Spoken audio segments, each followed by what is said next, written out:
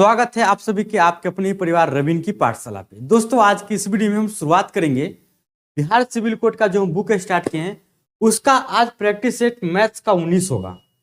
एक एक क्वेश्चन करके मैं आपको सोल्यूशन कराऊंगा और सारा का सारा क्वेश्चन का शॉर्ट ट्रिक से लेकर बेसिक से लेकर शॉर्ट तक बनाऊंगा। तो उम्मीद है कि आप बढ़िया से इसका भरपूर आनंद उठाएंगे और पढ़ेंगे बढ़िया से और आपका सिलेक्शन क्यों नहीं पक्का है जब आप लगातार प्रैक्टिस में रहेंगे। तब 35 का 35 क्वेश्चन एकदम 35 अलग अलग चैप्टर से होगा। सारा का सारा प्रश्न आपको समझ में आ जाएगा। तो ज्यादा टाइम गवाए हुए नहीं चलते पहले प्रश्न की तरफ। और पहला प्रश्न ये रहा आपके स्क्रीन पर। लिखा गया है कि 25/15 का 4 गुने और ब्रैकेट लिखा गया है।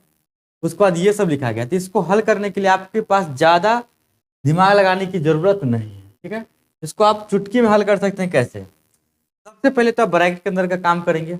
यानी कि ये लिखा गया थी सबसे अंदर में ये है तो 9 में 7 गया 2, यानी कि यह 2 इसके साथ आ जाएगा। यानी कि 5 गुने 2 4/5 गुने 2। तो 4/5 गुने 2 लिखा गया है तो इसको आप क्या लिखेंगे 4/5 गुने 2 ऐसे आप लिखेंगे। यानी कि यह कुल मिला के यह यहाँ से लेकर यहाँ तक कितना आ गया 8/5 गुने इधर देखिए 15 का 4 यानी कि 15 का 4 तो हो जाएगा ये 60 और डिवाइड कितना हो जाएगा ये 25। इतना से इधर इतना लिख लिए। फिर माइनस दिया गया है यहाँ पे लिखा है 20/5 का 9। तो 5 का 9 तो पहले का वाला गुना यानी कि 20/5 का 9 यानी कि 45 से डिवाइड 45 लिख देंगे। बस इतना कर लेंगे, बात खत्म। अब इसके बाद आप कंटिन्यू कर सकते हैं। ऐसे कीजिए 25/60 आप लिख दीजिए। अभी 25/60 ठीक रहेगा और गुने 8/5 माइनस 20/45। उसके बाद यहाँ से क्या कीजिए कटिंग कर दीजिए। कट जाएगा 5 के पारा है 5 मरतबे, 5 के पारा है 12 मरतबे, 4 के पारा है में 3, 4 के पारा है में 2, 2/3 आ गया इधर। 5 के पारा है में 4, 5 के पारा है में 9, यानी कि कुल मिला के यहाँ 2/3 माइनस 4/5 4/9 आ जाता है। 3 9 का एलसीएम 9, यहाँ हो जाएगा 6 माइनस 4 यानी कि 2/9 और 2/9 आपके ऑप्शन नंबर डी में है, यानी कि ऑप्शन नंबर डी सही जवाब। उम्मीद है कि समझ गए, यह कोई भारी बात नहीं है। चलिए बढ़ते हैं अगले क्वेश्चन की तरफ। और अगला क्वेश्चन ये है आपके स्क्रीन। लिखा गया है कि एक विक्रेता ने 490 में 2 वस्तुएं खरीदी, मतलब दोनों वस्तु का कॉस्ट प्राइस 490 है। उसने एक वस्तु को 20% के हानि पर बेचा और दूसरे को 16% के लाभ पर बेचा। यदि दोनों वस्तुओं को विक्रय मूल्य समान है, यानी दोनों वस्तु का जो सेलिंग प्राइस है वह समान है, तो 20% हानि पर बेची गई वस्तु का क्रय मूल्य बताना है। इस प्रकार के जब भी प्रश्न आपके सामने है तो आपको क्या करना है, एक वस्तु को 20% के हानि पर बेचा गया, यानी कि यहाँ पे सीपी और यहाँ पे एसपी आप लिखेंगे। 20% का लॉस हुआ है तो 20% का लॉस, तो 20% लिखिएगा। लॉस है तो 1/5 आप लिखेंगे, लेकिन ऊपर माइनस ला के लिखेंगे क्योंकि लॉस हुआ है। तो यह हो गया कि नीचे वाला को आप सीपी मानते हैं, यानी कि 5 के समान आपने कितना में बेचा, तो बोलिए कि 4 में बेचा। नेक्स्ट है कि अगला वस्तु को 16% के लाभ पे, अब 16% यहाँ पे आप लिखेंगे और इसका मान होता है काटेंगे बटा में 100 करके, तो 4 चौक 16, 4 से 25 मरतबे, और इसमें लाभ हुआ तो यहाँ पे प्लस देंगे। नीचे वाला को सीपी मानेंगे, यानी कि यह 25 है तो यह कितना हो जाएगा 29, ये आ गया। अब यहाँ पे देखिए क्या इन्फॉर्मेशन है। मेन इन्फॉर्मेशन आपका ये है कि विक्रय मूल्य समान हो, यानी कि दोनों का विक्रय मूल्य समान होना चाहिए। इसका ये मतलब हुआ कि सेलिंग प्राइस यहाँ 4 यहाँ 29 नहीं होना चाहिए, दोनों समान होना चाहिए। तो 4 और 29 को समान करने के लिए आप क्या करेंगे कि 4 में 29 से मल्टीप्लाई करेंगे और 29 में 4 से मल्टीप्लाई करेंगे। इसमें 29 से किए इसका मतलब इसमें भी 29 से करना पड़ेगा, इसमें 4 से किए इसका मतलब इसमें भी 4 से करना पड़ेगा। इतना करने के बाद इसी इंफॉर्मेशन को आप आगे कहीं लिखेंगे। इसको आप यहाँ पे यदि लिखेंगे तो छोटा करते हैं, इधर लिखते हैं। यहाँ पे आप फटाफट सीपीएसपी नहीं भी लिख सकते हैं, अगर लिखना है तो लिख लीजिए, तो ज्यादा टाइम तो लगता नहीं है। तो यहाँ पे लिखिए सीपी और यहाँ पे लिखिए एसपी, फटाफट लिखिए। तो इसको ना लिखे 29 5 कितना हो जाएगा 145, 29 चक्का हो जाएगा 58 दूना 9 चक 36 के 6, 4 दूना 12, 3 15, सॉरी 4 दूना 8, 9 चक 36 11, 116 आ जाएगा। उसके बाद यहाँ भी 116 आ जाएगा और यहाँ पे 25 चौका 100 आ जाएगा। लेकिन यहाँ एक बात सोचना है आपको, यह जो भी चीज लिखे आप मान के लिखे हैं। जब मान के लिखेंगे तो यहाँ पे सब में एक्स लगा हुआ रहना चाहिए। देखिए सेलिंग प्राइस सेम है, और एक इन्फॉर्मेशन आपको और ऊपरे में दिया गया था, एक विक्रेता ने ₹490 में दोनों वस्तुएं खरीदता है। यहाँ पे दोनों वस्तुओं का खरीदारी रेट कितना है? एक का 145, जिस पर 20% का लॉस हुआ है। यह 20% लॉस वाला है और यह 16% प्रॉफिट वाला है। 145x और 100x, यानी कि 245x में यह खरीदा, माने है उसके अनुसार से, लेकिन रियल में 490 में, यानी कि बराबर 490 हो जाएगा। यहाँ से x का मान आ जाएगा आपको 2। कितना आ जाएगा? 2। पूछा क्या गया है कि 20% हानि पर बेची गई वस्तु का क्रय मूल्य। तो 20% हानि पर जिस वस्तु को आप बेचे हैं उसका क्रय मूल्य कितना है? 145x। यानी कि आप क्या करेंगे कि 145 गुने x का मान 2 रखेंगे तो यह कितना आ जाएगा? 290। यानी कि इसका एसपी आ गया 290। तो 290 किस ऑप्शन में है? तो बोलेगा ऑप्शन डी में है, यानी कि ऑप्शन डी सही। यही बात अगर बोलता है कि 16% लाभ पर बेचा गया वस्तु का क्रय मूल्य 100 गुने 2, 200 आ जाता। या बोलता है कि दोनों का सेलिंग प्राइस क्या है, इसमें एक्स का मान रख देते, यह कितना आता है? 232 आ जाता है। तो इसमें से आप कुछ भी इन्फॉर्मेशन पूछ सकता है। इतना करने के बाद आप कहीं से भी आंसर दे सकते हैं। चलिए बढ़ते हैं अगले क्वेश्चन की तरफ, और अगला क्वेश्चन ये रहा आपके स्क्रीन पर। लिखा गया है कि एक वस्तु का अंकित मूल्य ₹1500 है। कोई दुकानदार वस्तु के अंकित मूल्य पर 20% का छूट देने के बाद वस्तु को बेचता है। यदि वस्तु का क्रय मूल्य 991 है तो उसका लाभ ज्ञात कीजिए। यानी कि वस्तु का सीपी आपको पता है कि सीपी इसका 991 है, लेकिन अंकित मूल्य इसका 1500 रख लिया, 20% का डिस्काउंट देता है, तो सेलिंग प्राइस क्या होगा? तो सेलिंग प्राइस होगा 1500 के समान है, ये अंकित मूल्य है, और उस पर 20% का डिस्काउंट दिया, यानी कि 80% पर बेच दिया, तो 80/100, डबल जीरो ऐसे कट जाएगा। इसको मल्टीप्लाई करेंगे तो 15 8 120, यानी कि 1200 हो जाएगा। अब कितना का इसको लाभ हुआ? बोलता है उसका लाभ रुपया में बताना है सिर्फ। तो 991 में खरीदा, 1200 में बेच दिया, कितना का लाभ होगा सोचिए। इसमें आप 9 जोड़ देंगे तो 1000 और 200, यानी कि 200 + 9, 209 कहाँ पे? ए में, यानी कि ऑप्शन ए सही। इतना तो आप कर ही सकते, घटा ही लीजिएगा। तो चलिए बढ़ते हैं अगले क्वेश्चन की तरफ, और अगला क्वेश्चन ये रहा आपके स्क्रीन पर। लिखा गया है कि ए, बी और सी के बीच 31,866 की राशि को इस प्रकार विभाजित किया गया है कि ए और बी के भागों का अनुपात 9:8 है, और ए और सी के भाग का अनुपात 4:5 है। बी का भाग आपको ज्ञात करना है रुपया में। यहां से आपको बस अनुपात वाला बात पता होना चाहिए कि ए अनुपात बी आपको दिया गया है कितना। ए अनुपात बी दिया गया है आपको 9:8, और यहाँ पे दिया गया है ये बी ए अनुपात सी, यहाँ की ए अनुपात सी कितना दिया गया है? 4:5। अब यहाँ से आपको ए अनुपात बी अनुपात सी पता होना चाहिए। ये तो आप वो ट्रिक नहीं लगाएंगे जो ट्रिक आप लगाना चाहते हैं, क्योंकि यहाँ पे गलत हो जाएगा, क्योंकि ये तिरछा समान नहीं है, इसलिए तिरछा गुणा करके नहीं लिखेंगे यहाँ पे। यहाँ देखिए दोनों में ए बराबर है, यहाँ 9 है तो यहाँ पे 4 है, तो 9 4 का एलसीएम 36, यहाँ की, यानी कि इसमें 9 से गुना करना पड़ेगा ये पूरे में, इसमें 4 से, तभी जाके ये बराबर होगा। गुना कीजिएगा तो ए का मान 36 दिखाई देगा आपको, बी का मान कितना हो जाएगा? तो बी का मान 32 हो जाएगा, और सी का मान 45 हो जाएगा।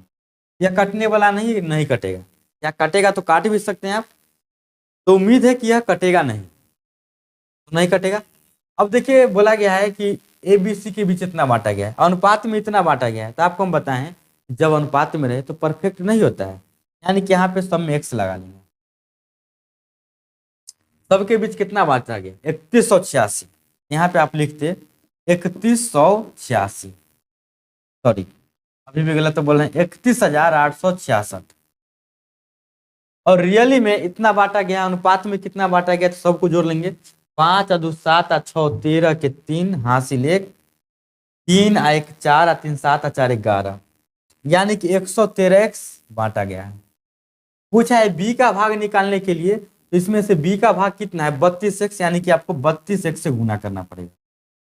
अब आपको यहाँ पे एक चीज से दिमाग खराब हो जाएगा x से x तो आप काट लेंगे, लेकिन आप सोचेंगे कि अब 113 के पहाड़ा क्या मरतबे लगाएंगे, इसमें भाग देंगे फिर 32 से गुना करेंगे, लेकिन ऐसा आपको नहीं करना है, क्योंकि आंसर है बहुत डिफरेंट है।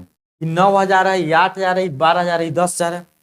तो हम बस अंदाज विधि से निकाल देंगे। कैसे निकालेंगे देखिए, आपको क्या करना है कि 31,866 है ना, इसको आप मान के चलिए या 31,900 है। 866 तो 31,900, उसके बाद ये 113 है ना, तो इसको आप मान के चलिए कि यह 110 है, और ये 32 है, तब मान के चलते हैं कि यहाँ 30 है। इतना काम तो आप कर ही लेंगे। इतना काम कर लेंगे तो आप कटिंग कुटिंग कीजिए, यहाँ से 0 से 0 काट देंगे। 11 के पारा में कटेगा कि 11 के पारा में देखिए काट के 11 दूना 22, बच गया 9, और 9 पे 9 11 मान 99, यानी कि 2900 मरतबे कट जाएगा। और 2900 को 3 से मल्टीप्लाई करेंगे तो 8700 आएगा। तो 8700 से आगे आंसर जाना चाहिए, पीछे तो नहीं होना चाहिए। क्या है कि हम सब में कम कर दिए है ना, ज्यादा था तो गुना करते तो ज्यादा आता, लेकिन हम कम किए इसीलिए कम आया है, यानी कि आंसर इससे ज्यादा होना चाहिए था। तो 8700 से तनिके ज्यादा अधिक नहीं आना चाहिए। 8700 से थोड़ा सा ज्यादा जाएंगे तो आपको 9,024 मिलेगा। आप यहाँ पे 9,024 मार दीजिएगा। दूसरा अंदाज विधि क्या आप मार सकते थे, 6 को आप 2 से गुना कीजिएगा तो कितना आएगा 12, 12 के 2 हासिल कुछ नहीं, तो इधर आएगा कुछ भी। इस 2 में आप 3 से डिवाइड कीजिएगा, यहाँ पे कुछ भी रहेगा, इसका मतलब है कि 3 चौका, अंतिम में 4 मरतबे आना ही चाहिए, चाहे 4 हो चाहे 14 हो चाहे कुछ भी हो, तो अंतिम में 4 मरतबे ही लगता है, और अंतिम में 4 सिर्फ इसमें है, यानी कि ऑप्शन है सही जवाब। यहाँ से आप दोनों अंदाज विधि से मार सकते हैं आंसर, ज्यादा आपको गुना भाग करने का कोई जरूरत नहीं है। उम्मीद है कि यहाँ तक आप समझ गए होंगे। चलिए बढ़ते हैं अगले क्वेश्चन की तरफ, और अगला क्वेश्चन ये रहा आपके स्क्रीन। देखिए लिखा गया है कि निम्न व्यंजक का मान ज्ञात करें। ये जो व्यंजक है इसको मान ज्ञात करने के लिए आपको ऐसा नहीं करना है कि सबको ऐड करके होल स्क्वायर करेंगे। ये जो है ना कोई सूत्र पे बैठेगा, तो यह जो सूत्र पे बैठेगा वह किस सूत्र पे बैठेगा, यह सूत्र पर बैठेगा आपको जो ए स्क्वायर माइनस बी स्क्वायर बराबर ए प्लस बी इंटू ए माइनस बी होता है ना, इस सूत्र पे यह बैठेगा।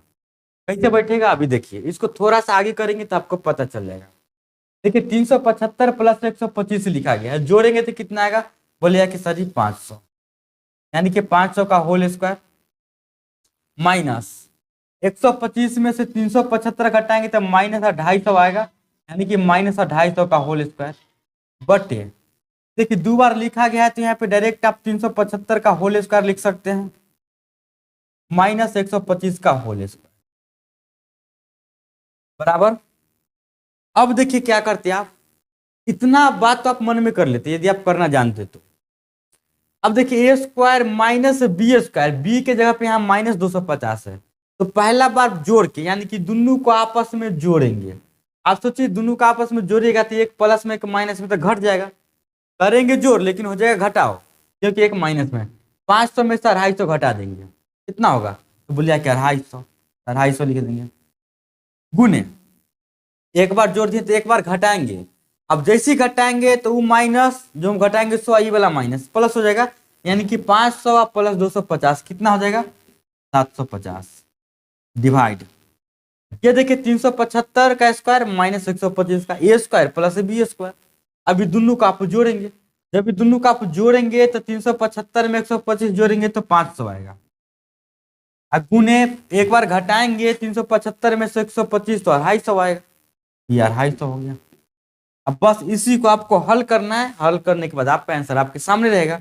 250 से 250 उड़ा दीजिए, ये 0 से 0 उड़ा दीजिए, 25 के पहाड़ा में 3 मरतबे 75, आप 25 के पहाड़ा में 2 मरतबे 50, यानी कि 3/2 जो कि ऑप्शन नंबर डी में लिखा गया है, ऑप्शन नंबर डी सही जवाब। उम्मीद है कि आप अच्छी तरीका से समझ गए होंगे। चलिए बढ़ते हैं अगले क्वेश्चन की तरफ, और अगला क्वेश्चन ये रहा आपके स्क्रीन। लिखा गया है कि किसी घन का पृष्ठीय क्षेत्रफल 13.5 मीटर स्क्वायर है, इसके विकर्णों का लंबाई मीटर में ज्ञात कीजिए। देखिए किसी घन का पृष्ठीय क्षेत्रफल दिया गया है, तो घन का पृष्ठीय क्षेत्रफल क्या होता है, घन का मतलब आप समझते होंगे जिसका लंबाई चौड़ाई ऊंचाई सब सेम हो, ये घन होता है, ये होगा घन। घन घन का पृष्ठीय क्षेत्रफल क्या होता है? तो बोलेगा कि सर 6 गुने एक फलक का स्क्वायर, यानी कि एक फलक का स्क्वायर ये होगा। इसका सबका भुजा यदि हम ए मानते हैं, सबका भुजा ए, तो इसका पृष्ठीय क्षेत्रफल होता है 6 गुने भुजा के होल स्क्वायर यानी कि ए स्क्वायर। और यह दिया गया आपको, हम डायरेक्ट ये तोड़ के लिख देंगे दशमलव में। यहां से आप काटेंगे तो काट सकते हैं। 3 के पहाड़ा में 2 मरतबे, 3 के पहाड़ा में 3 चौके 12, बच गया 3 पचे 15। 5 के पहाड़ा में कट जाएगा 5 या 5 नंबर 45, 5 गुना 10। यहाँ से आ जाएगा ए स्क्वायर बराबर ये 2 यहाँ आ जाएगा, यानी कि 9/4। अब 9/4 आ गया, तो अब क्या करना है कि ए का मान जब रूट अंडर लगाएंगे यह 2/3 देगा। लेकिन आपको क्या बताना है इसका विकर्ण। तो विकर्ण बराबर क्या फॉर्मूला होता है? इसका विकर्ण बराबर फॉर्मूला होता है, आपको पता होना चाहिए था कि विकर्ण बराबर होता है √3 गुने भुजा। भुजा का मतलब ए। अब √3 लिखिएगा, ए का मान आप 3/2 लिखिएगा।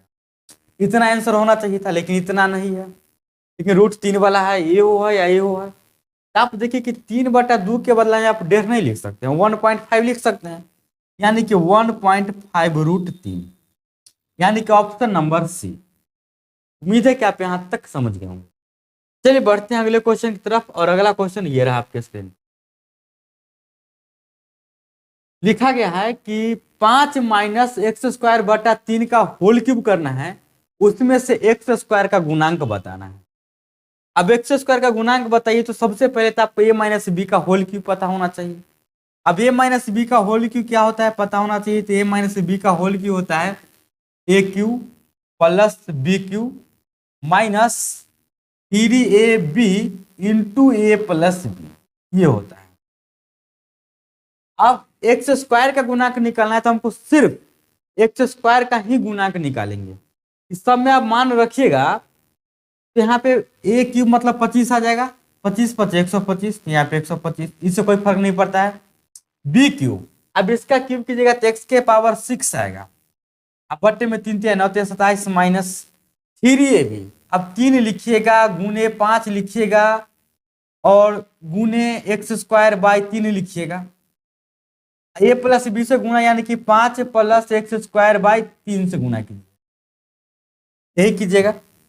इधर से तो आपको भी लेना देना नहीं बनना चाहिए। क्यों? क्योंकि यहाँ पे x² है ही नहीं। जहां पे x² रहेगा वहां लेना देना है, क्योंकि x² का गुणांक पूछा है। अब देखिए इस सबको जब आप इससे काटेगा तो इसी से कट जाएगा कि 5x² बचा, इससे गुणा करेंगे तो 25x² किस चीज में आएगा? -25x²।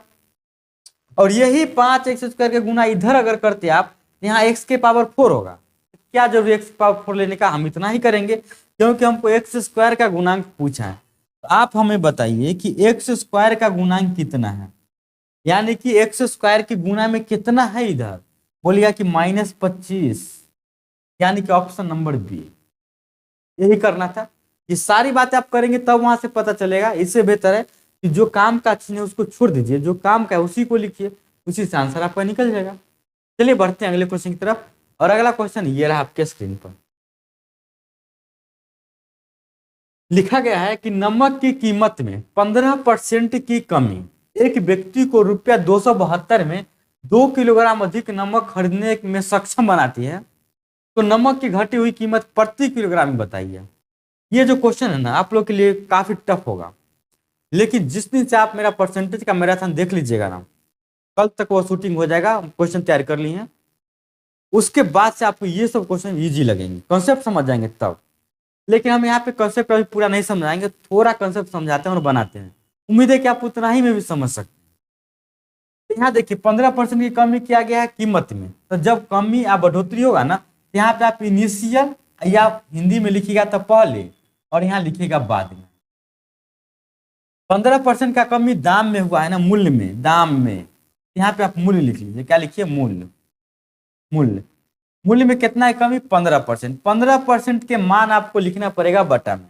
तो 5 × 15, 5 से 20 कमी हुआ है तो माइनस दे देंगे।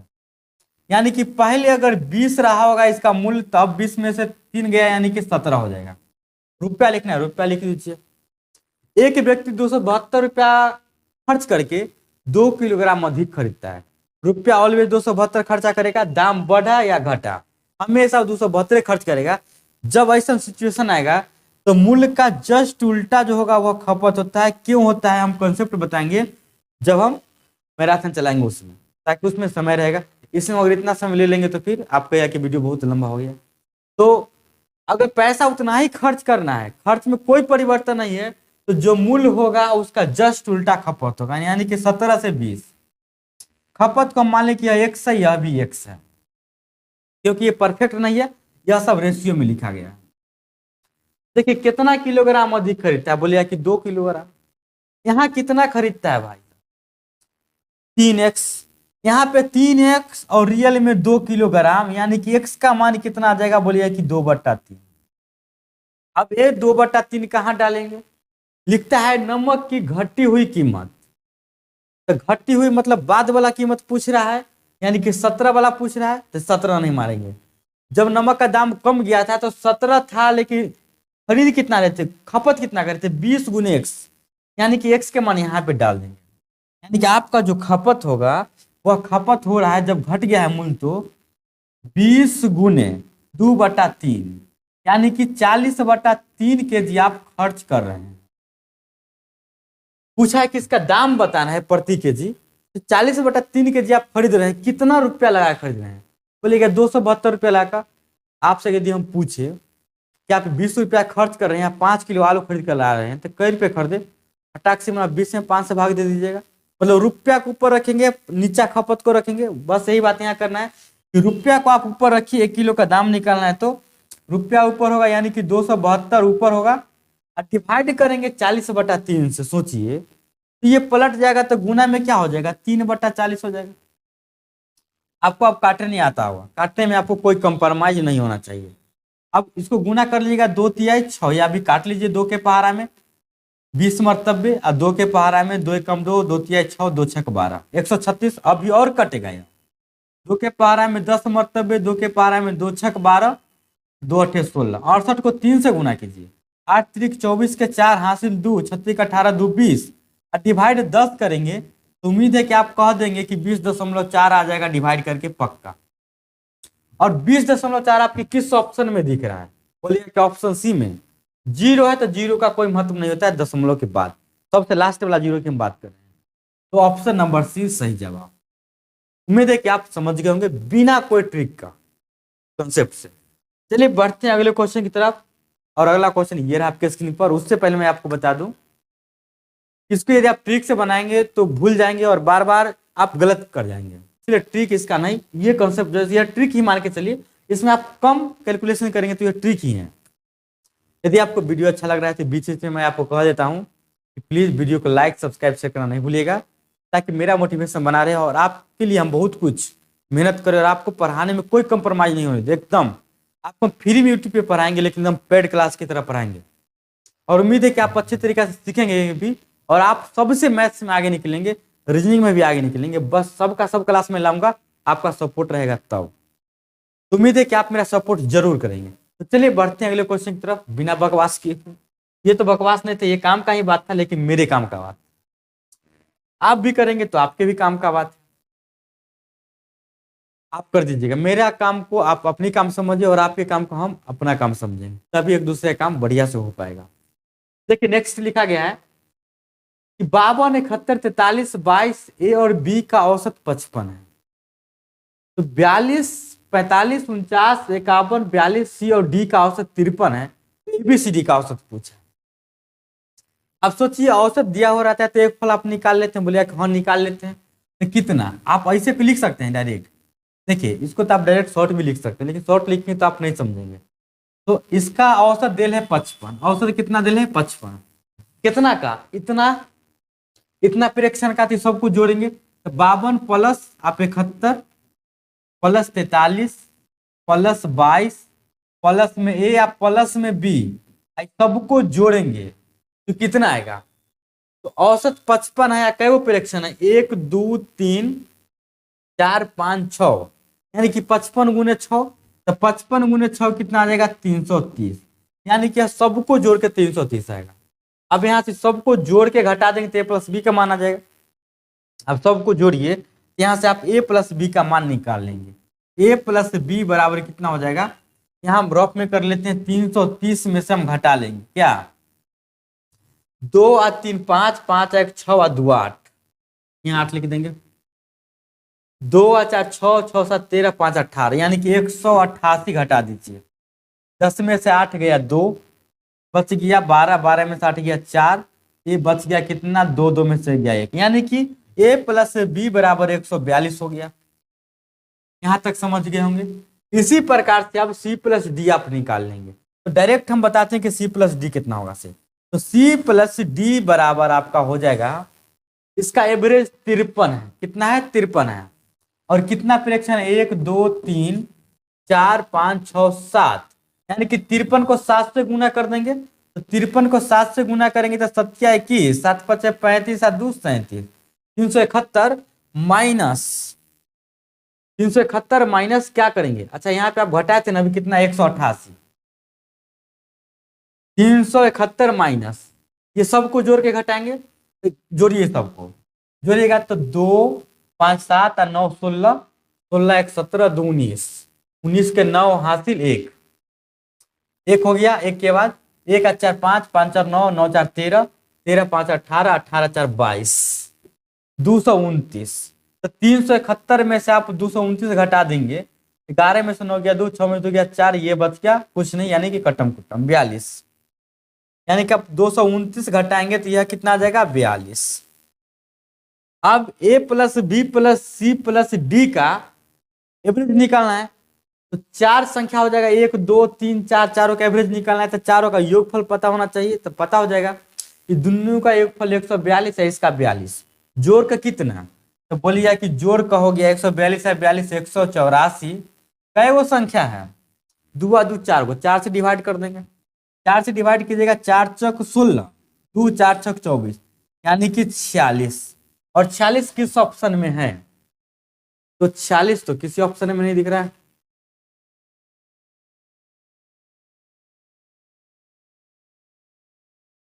ग्यारह में से 9 गया 2, 6 में से 2 गया 4, अच्छा 3 में से 2 गया 1, यहाँ पे 1 होता ठीक ना, 142, यहाँ पे घट के आएगा 142, अब 142 142 कितना हो जाएगा 284, यह कितना हो जाएगा 284, या डिवाइड करेंगे 4 से, 4 से 28, 4 एकम 4, यानी कि 71, ऑप्शन नंबर सी। होता है मिस्टेक, घटाने में मिस्टेक कर दिए थे, तो जब आंसर नहीं मिलेगा तो इसका मतलब ये नहीं कि आप गलत तरीका बना रहे हैं, आप कहीं ना कहीं कैलकुलेशन मिस्टेक कर रहे हैं, तो वहां से हम पकड़ लिए कि वहां पे मिस्टेक था। तो उम्मीद है कि आप यह भी समझ गए होंगे। तो चलिए बढ़ते हैं अगले क्वेश्चन की तरफ, और अगला क्वेश्चन ये रहा आपके स्क्रीन पर। देखिए लिखा गया है कि एक व्यक्ति ने एक वस्तु को 18% की हानि पर बेचा, यदि वह इसे 960 रुपये अधिक में बेचता तो उसे 12% का लाभ होता, यदि वस्तु 3840 में बेची जाती तो लाभ प्रतिशत आपको ज्ञात करना है। घबराना नहीं, इस प्रकार के क्वेश्चन को देखा, सारा का सोल्यूशन मैं आपको बताऊंगा। पहले तो 18% की हानि पर बेचता है तो सीपी और एसपी आप लिखिएगा। 18% हानि का मतलब -18%, इसको जब आप फ्रैक्शन में लिखेंगे तो यह कै के पहाड़ा में कट जाएगा, 2 के पहाड़ा में 2 9 18 और 2 से 50, 9/50, यानी कि 50 इसका यदि खरीदारी रहा होगा, हानि हुआ है तब माइनस करके लिखेंगे तो यहाँ पे 41 आ जाएगा, यहाँ तो कोई दिक्कत नहीं। इसे 960 अधिक में बेचता तो 12% का लाभ होता, तो लाभ पे ध्यान जाना चाहिए, तो 12% लाभ का हम ऐसे सूचित करेंगे प्लस से, इसका मतलब होता है 4 3 12, 4 से 25, यानी कि 25 के समान 25 में से 3 जोड़ देंगे, यानी कि 28 में बेचा होगा। यदि वस्तु को 3840 में बेची होती, कितना बेची होती 3840 में, तो लाभ परसेंट ज्ञात करना है। तो सबसे पहले तो आप इसको सीपी निकालेंगे, क्योंकि वस्तु वही है, एक ही वस्तु को ना आप 18% की हानि पर और 12% के लाभ पर बेच रहे हैं, तो वस्तु तो वही है, यहाँ ऑटोमेटिक जो है ना सीपी समान होता है।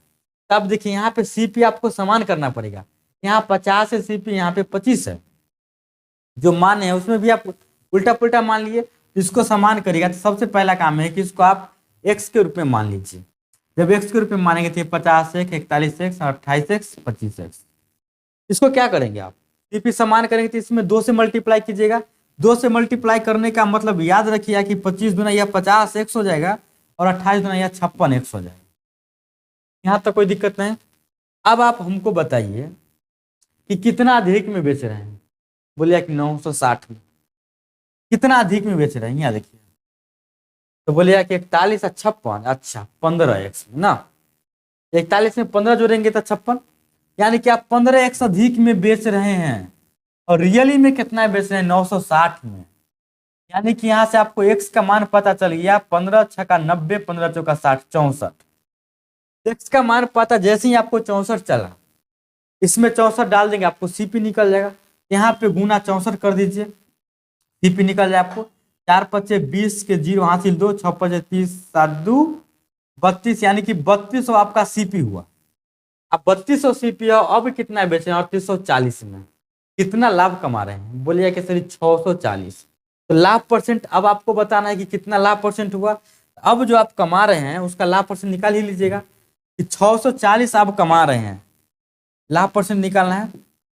अब लाभ कितना कमा रहे हैं? 640। कितना पर? 3200 पे। तो 3200 से डिवाइड गुने 100, यहां से यहां तक काट लेंगे। काटिएगा इसको तो 32 दूना 64, यानी कि 20%। किस ऑप्शन में है? तो ऑप्शन सी में है। उम्मीद है कि आप समझ गए होंगे। चलिए, अगर आपको कोई दिक्कत है तो आपको पता है कि व्हाट्सअप नंबर पे आपको व्हाट्सअप करना है, वहां से आपको जो भी डाउट है क्लियर हो जाएगा। और जल्दी मैं डाउट क्लास लेकर आऊंगा कि सारा बुक मैं वीडियो सोल्यूशन के माध्यम से खत्म कर रहा हूँ, ठीक है ना। उसके बाद मैं डाउट क्लास लेकर आऊंगा, पढ़ाऊंगा आपको वीडियो कोर्स के माध्यम से, क्योंकि वीडियो बना के हम भर दिन भर अपलोड करते रहेंगे, आप लोग सीखते रहेंगे। और जब लास्ट में जो आपको डाउट होगा वो आप हमें व्हाट्सएप पे भेज देंगे, पढ़ेंगे तो टेलीग्राम पे भेज देंगे। वहां से हम डाउट को उठा के एक जगह इकट्ठा कर लेंगे और रात के आप हमें बता दीजिए कि किस टाइम में आपको हम डाउट क्लास ले। तो इसके लिए हम कम्युनिटी पोस्ट पे डालेंगे, आप लोग बता दीजिएगा। तो रात के रात प्रतिदिन उसी टाइम हम आपके लिए लाइव आएंगे, सिर्फ आपके लिए, पियोन वाले के लिए, सिविल कोड वाले के लिए। और आप हमें अपना डाउट बताइएगा और उसी में टाइम में आपका डाउट क्लियर हो जाएगा। इससे क्या होगा कि आप अधिक से अधिक पढ़ भी लेंगे दिन में बिना लाइव क्लास के। अब जो आपको डाउट बच जाता है लाइव क्लास में, क्या होता है कि आपका डाउट डायरेक्ट हम क्लियर करते हैं, लेकिन उसमें क्या होगा कि आपका डाउट कुछ रह जाता है। डाउट को हमें भेज दीजिएगा लाइव क्लास में, शाम के शाम, रात के रात पूछ लीजिएगा, तो खा पी कर सो जाइए। तो चलिए, उम्मीद है कि आप समझ गए हो कि मेरी बातों को, मेरी भावना को। चलिए बढ़ते हैं अगले क्वेश्चन की तरफ। और अगला क्वेश्चन ये रहा आपके स्क्रीन। देखिए, लिखा गया है कि एक कार्य को 48 दिनों में समाप्त कर सकता है और बी उसे 60 दिनों में समाप्त कर सकता है। वे 12 दिनों तक एक साथ मिलकर कार्य करते हैं और फिर ए चला जाता है। बी शेष कार्य को 25% कितने समय में, दिन और घंटा में कर सकता है। घबराना नहीं है, इतना बड़ा क्वेश्चन पढ़ने के बाद आपको घबराना नहीं है। धैर्य के साथ बनाइए, बन जाएगा आपसे, बशर्ते आप घबरा जाएंगे तो नहीं बनेगा। पेशेंस होना चाहिए। एक कार्य को 48 दिन में समाप्त कर सकता है। देखिए, इतना काम तो आप लिखना जान भी करते हैं। ए अगर 48 दिन में करता है तो ए 48 दिन लिख दिए। बी कितना दिन में? तो बोले कि 60 दिन में। कोई दिक्कत नहीं। 48 और 60 के आप एलसीएम लेंगे, कितना होता है? बोले कि सर जी 48 60 का एलसीएम हो जाएगा 12 चौका 48, 12 पच्चीस 60, तो 48 60 चौका 240 हो जाएगा ना। यहाँ से एलसीएम ले लेगा तो 240। तो 240 क्या हो गया? टोटल काम हो गया। अब 240 टोटल काम हो गया, यहाँ से इफिशियंसी आप निकाल लेते हैं। 240 काम है, ए 48 दिन में करेगा, यहाँ 48 डी लिख दीजिए, 6 डी लिख दीजिए। यह कितना काम डेली किया? बोलिए कि सर ये 5 काम डेली किया। यह 60 के हिसाब से कर रहा है, 240 काम कर रहा है, यानी कि यह 4 के हिसाब से कर रहा है। बोला गया है कि वे 12 दिनों तक एक साथ काम करते हैं। अब 12 दिन तक दोनों एक साथ करेगा, तो दोनों अगर 12 दिन तक करेगा तो ए प्लस बी मिलकर करेगा कै दिन तक? 12 दिन तक। अब ए प्लस बी मिल जाएगा तो 5 और 4 9 काम डेली होगा, यानी कि 9 गुने 12 काम यह खत्म कर देगा, यानी कि 108 काम खत्म। अब 108 काम खत्म करने के बाद क्या करता है कि फिर ए चला जाता है। अब ए चला गया यहाँ से। बी जो है शेष कार्य का 25%। अब जो काम बच गया, काम तो 108 हो गया, तो काम बच कितना गया? तो बोलिए कि 10 में से 8 गया 2, ही बच गया 3, 2 में से गया 1, 132 काम। 132 काम का 25% बी कितना देर में करेगा? तो 132 काम का 25% आप निकाल लेंगे। 25% का मान 1/4, 4 तिहाई 12, 4 तिहाई 12, 33 काम बचा। अब 33 काम को कौन करेगा? तो बी करेगा। और बी किस हिसाब से करेगा? 4 के हिसाब से करेगा। तो आप 4 से डिवाइड कर देंगे। 4 से जैसे ही आप डिवाइड करेंगे तो यह दिन में आंसर आएगा। तो यहां से आपको 4 अट्ठे 32 तो निकल जाएगा और 1/4 इतना दिन आपको आ जाएगा। 8 दिन तो पक्का होना तय है। तो 8 दिन पक्का होना तय है। तो 8 दिन 8 घंटे, 8 दिन 6 घंटे। कैसे जानेंगे कि घंटा में कितना होगा? तो यहां से आप क्या करें कि 8 दिन आप लिख लीजिए। ये जो 1/4 दिन बचा इसको घंटा में कन्वर्ट करना है। तो एक दिन में क्या घंटा? बोलेगा कि 24। 24 से गुना कर देंगे। तो 24 से गुना कर दीजिए। 4 6 24 यानी कि 8 दिन 6 घंटा का समय लगेगा। किस ऑप्शन में आपको दिख रहा है? ऑप्शन बी में। इतना ही काम आपको करना। लेकिन कहिए कि सर इतना लिखना पड़ेगा। हम बोलेंगे नहीं, हम आपको समझाने के लिए इतना लिखे हैं। आप खुद सोचिए, हम आपको समझाने के लिए लिखे हैं कि आपको बनाना रहता है तो इसमें बहुत सारा बात नहीं लिखते। डीओ नहीं लिखते आप, हमको तो लगता है एहो नहीं लिखते। ये तो लिखना ही नहीं था। आप डायरेक्ट जानते ए प्लस सी 5 4 9 108 काम हो गया, डायरेक्ट यहाँ घटा देते। मतलब बहुत बात इसमें से आधा से ज्यादा बात आप स्किप कर सकते हैं यदि आप सीख गए तब। तो घबराइए नहीं, सीखना चाहिए आपको पहले। उसके बाद प्रैक्टिस कीजिएगा, आप खुद शॉर्ट बना दीजिएगा इसको कम लिख के। चलिए बढ़ते हैं अगले क्वेश्चन की तरफ। और अगला क्वेश्चन ये रहा आपके स्क्रीन पर। लिखा गया है कि कोई पतंग एक डोरी से जुड़ी हुई है और डोरी की लंबाई मीटर में ज्ञात कीजिए जब पतंग की ऊंचाई 90 मीटर है और डोरी जमीन के साथ 30 डिग्री का कोण बनाती है। तब आपको बताना है। कुछ नहीं करना। जब इस प्रकार का प्रश्न आता है तो आपको पता है कि हाइट एंड डिस्टेंस का है, तो ये एक राइट एंगल ट्रायंगल यानी कि समकोण त्रिभुज बनना तय है। और ये जो रहता है यह पतंग का डोरी रहता है, यही ना रहता है पतंग का डोरी। हम इसको टेटर कर दिए, इसका मतलब डोरी है, डोरी सीधा रहता है। और जमीन ये है, जमीन ये क्या रहता है? जमीन। और यहाँ पे क्या बनाता है? 90 डिग्री। ये कितना डिग्री का कोण बना लिया है? जमीन के साथ 30 डिग्री का। 90 मीटर ऊंचा पुट रहा है यानी कि इसका लंबाई है, ऊंचाई है 90 मीटर। इसको ABC मान लीजिए। तो डोरी की लंबाई बताना है। तो देखिए डोरी की लंबाई बताने के लिए आपको क्या ट्रिक अपनाना है? ये बताना है डोरी की लंबाई। एक इसको मान लेते हैं। तो जो दिया गया है उसका कंपेयर हम इससे करेंगे। तो दिया गया है लंब निकालना है कर्ण। तो लंब बटे कर्ण, कर्ण बटे लंब, कुछ भी कर सकते हैं। तो लंब बटे कर्ण आपको पता है। लंब बटे कर्ण किसका होता है? अगर लंब लिखिएगा 90 और कर्ण लिखिएगा x, तो लंब बटे कर्ण कहाँ आता है? तो बोले कि साइन थीटा में आता है। तो साइन थीटा के जगह 25 डिग्री यानी कि साइन 30 डिग्री आपको लेना है। अब आपको साइन 30 डिग्री का मान पता होना चाहिए। कैसे निकालेंगे? तो ऐसे निकालेंगे साइन 30 डिग्री का मान। अभी मैं आपको बता रहा हूँ, पहली बार बता रहा हूँ, ध्यान से देखिएगा। इससे पहले मैं डायरेक्ट लिख देता था, रूट न लिखना है आपको। साइन 30 का मान निकालना है ना, तो 15 के पारा पढ़ी। 15 के 15, 15 दूना 30, 2 बार पढ़े ना। अगर आप 2 बार पढ़े तो आप 1 लिखिए ऊपर में, जय बार पढ़ेंगे उसे 1 कम, और नीचा में लिखेंगे 4। बाहर निकालेंगे तो कितना आएगा? बोलिए 1/2।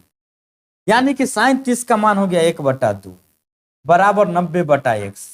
सोचिए यहां से x का मान निकालेगा तो कितना आएगा? कहिए 180, यानी कि 180 मीटर आंसर। ऑप्शन बी सही। आपको ये सब मान भी याद नहीं रखना। ठीक है, आपको हम बता दिए। उम्मीद है कि आप ट्रिक समझ गए होंगे। नहीं समझे तो आप पूछ लीजिएगा कमेंट बॉक्स में। हम भी पूछ सकते हैं, व्हाट्सअप टेलीग्राम कहीं भी, ऑलवेज बताने के लिए तैयार हैं। चलिए बढ़ते अगले क्वेश्चन की तरफ। और अगला क्वेश्चन ये रहा आपके स्क्रीन। देखिए लिखा गया है कि 8/125 के पावर -4/3 है। इसको सरलीकृत करना है, कुछ नहीं करना है इसमें। बस आपको एक बात पता होना चाहिए, जब किसी का पावर माइनस में रहता है ना, तो पावर को प्लस में करने के लिए हम जो चीज लिखल रहता है उसको हम पलट देते हैं। यानी कि अंश बटा हर है तो हर बटा अंश कर देंगे। यानी कि 8/25 लिखल है तो एक 125/8 कर देंगे। एक पावर आप प्लस में आ जाएगा 4/3 हो गया। इसके बाद क्या करेंगे कि आप सोचिए कि 25 के बदला में 5 के पावर 3 लिख सकते हैं। बोलिए हाँ, 5 के पावर 3, 8 के बदला में 2 के पावर 3 लिख सकते हैं, सब के पावर 4/3 लिखेंगे। तनका देर बाद के सर एक और काम कीजिए ना, कि दोनों के पावर यदि 3 है, हम ऐसा नहीं कर सकते हैं कि 5/2 लिखे, सबके पावर हम 3 कर दिए, बाद टोटल के पावर है 4/3, तो ये लिख दिए। अब यहां से आप खुद सोच के बताइए, जैसे ही ब्रैकेट हटेगा तो गुना में आ जाएगा, गुना में हटेगा तो 3 से 3 गायब हो जाएगा। अब क्या बचा? 5 के पावर 4, तो 5 के पावर 4 कितना होगा? 125 25 पचे 125 पचे 625। अब बटा में 2 के पावर 4 होता है कितना? 2 दूना 4, 4 चक 16, यानी कि 625/16। Option number A. इतना काम तब कर ही लेंगे। उम्मीद है कि आप यहां तक अच्छी तरीका से क्लियर हो गया होगा आपको। चलिए बढ़ते हैं अगले क्वेश्चन की तरफ, और अगला क्वेश्चन ये रहा आपके स्क्रीन। लिखा गया है यदि 5 अंक वाली संख्या 688XY 3 7 11 से विभाज्य है तो आपको 5x और 3y का मान बताना है। यहाँ से आपको x और y का मान बताना पड़ेगा। यहाँ पे यदि कोई भी आप नियम लगाएंगे कि x y पर क्या रखे जो 11 से विभाजित हो जाएगा, तो इस प्रकार से आप टेस्ट करेंगे ना तो काफी आप मतलब घबरा जाएंगे कि क्या होगा नहीं होगा, और ऐसे में आ भी सकता है और नहीं भी आ सकता है। इसे बेस्ट है कि इसका एक तरीका हम बताते हैं आपको। करना क्या है, ये 5 अंकों की संख्या है 6 8 8 x और y। ये अंतिम अगर x y रहेगा तब ऐसा हम काम करते हैं। तो करना क्या है कि x y की जगह पे हम 0 0 रख देते हैं। क्या रखते हैं? 0 0। यहाँ पे x और यहाँ पे y था, इसमें हमको डिवाइड करना है कितना से? तो 3 7 11 से विभाजित होना चाहिए। इसका मतलब 3 7 11 का एलसीएम होना चाहिए। तो 3 7 11 का जब आप एलसीएम लेंगे ना, तो 7 21, 21 को 11 से गुना करना पड़ेगा, यानी कि 11 के में 11 के 1 हासिल 2, 11 दूना 22 और 1 23, यानी कि 231 से आपको डिवाइड करना होगा। इसमें यदि आप 233 से डिवाइड करेंगे तो कै मरतबे लगाएंगे? तो पहला बार तो 2 मरतबे ही लगेगा। 2 मरतबे लगाएंगे तो ये हो जाएगा 462। 8 में से 2 गया 6, 8 में से 6 गया 2, और ये 6 में 4 गया 2, 226। फिर ऊपर से आप एक 0 उतारेंगे यहाँ तक। अब कितना मरतबे लगाएंगे? तो आपको है कि पूरा पूरा ये 9 मरतबे लग जाएगा। 9 मरतबे लगाएंगे तो 9 1 कम 9, 9 तिया 27, 9 9 18 2 20, 2079 आया। घटाएंगे तो 10 में से 9 गया 1, बचे कितना?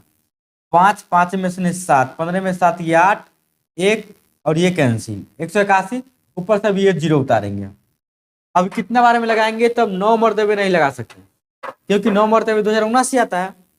तब आप इसको 8 मरतबे लगाएंगे। तो 8 मरतबे जब लगाएंगे तो ये कितना आएगा? इसको थोड़ा छोटा कर लेते हैं।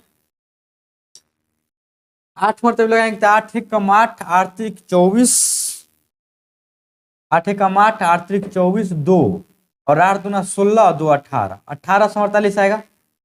10 में से 8 गया 2, ये बच गया 0, 0 में 4 नहीं कटेगा, 10 में 4 गया 6, और ये हो गया 7 7, तो ये कटेगा ना 4। ये 8 मरतबे भी नहीं लगेगा। 1848 से आएगा तो 8 मरतबे भी नहीं लगा सकते, ये तो हम मिस्टेक से लगा दिए। क्या मरतबे लगाएंगे? 7 मरतबे। 7 मरतबे आप लगाएंगे। 7 कम 7, 7 21, 2, 7 दूना 14, 2 16, 1617। हटाएंगे 10 में 7 गया 3, 10 में से गया 9, 10 में से 7 गया 3, 10 में से 1 गया 9, बच गया 7, 7 में 6 गया कि 193 आ गया। अब 193 आ गया तो 193 जो ये बच गया, इसमें हम क्या करते हैं? 193 जो बच जाता है इसका मतलब है कि इसमें 193 का कमी है, या तो 193 इसमें से हम घटा लेंगे तब लग जाएगा। और नहीं तो हम क्या करेंगे कि अगर 231 हो जाता है कुल मिला के तो ये लग जाता। तो 193 यहाँ पे आ गया, कितना और इसमें जोड़ देंगे तो 231 हो जाएगा, ताकि एक मरतबे कम से कम और लग जाए। तो आप सोचेगा कैसा कीजिए, 231 है, हमको 231 आ जाता तो कोई दिक्कत नहीं। 193 आ गया तो 193 आप घटा लेंगे। 11 में से 3 गया 8, बच गया कितना? 12, 12 में से 9 हो जाएगा तो ये हो जाएगा 3, और ये हो जाएगा कैंसिल, यानी कि आपको 38 और जोड़ना पड़ेगा। इसमें 38 का कमी है, इसमें आप 38 और जोड़िएगा।